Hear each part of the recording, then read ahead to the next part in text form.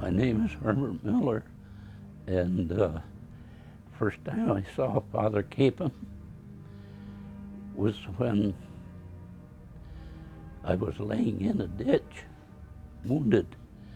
Well, Herbert Miller was a man that was in Father Kapaun's unit, and he and other men were trying to escape or trying to make it back to safety.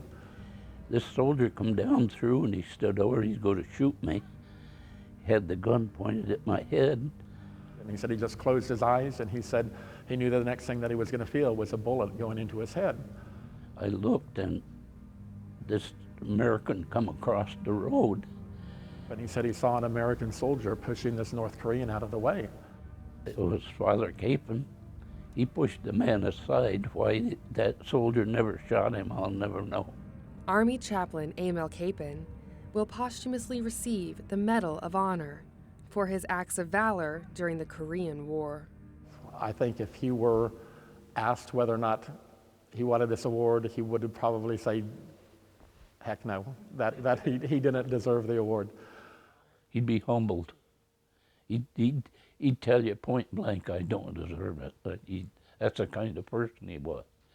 But the men that were in the prison camp have been working for this Father Kapaun to receive this award literally from the time they got out of the prison camp. I wonder why it took so long. The man should have got it right off the bat for the things he did. From the stories shared by his fellow soldiers to the memorials at the church where his sermons began, Chaplain Kapaun's selfless service is eternal.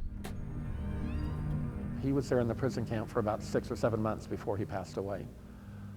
2.5 years later, when the rest of the men were freed from the prison camp, they were still speaking of Father Kapaun and how he had touched their lives. How could you forget somebody that saved your life? I was looking right up the barrel of that gun. He was known as a soldier's chaplain. He wasn't above us. He was one of us. But we found out later that he died, and we knew they'd killed him.